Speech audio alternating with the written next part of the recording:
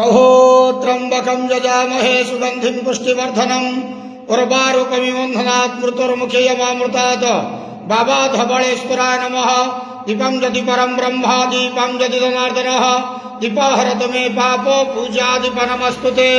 धवलेश्वर महाप्रभु संसार सुखी रखंतु।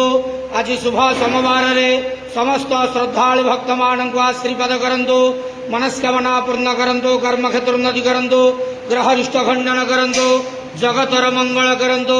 विश्वर कल्याण करंतु। आपणकर नाम प्रकाश करंतु। सेवकर डाक श्रवण करंतु। समस्त गुआवसा भक्त मानकर मनस्कामना पूर्ण करंतु।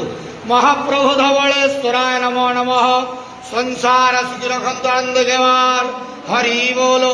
आज शुभ सोमवार समस्त श्रद्धालु भक्त मानक आशीर्वाद करंतु आनंद केवार हरि बोलो। बाबा धवलेश्वराय नमो नमः।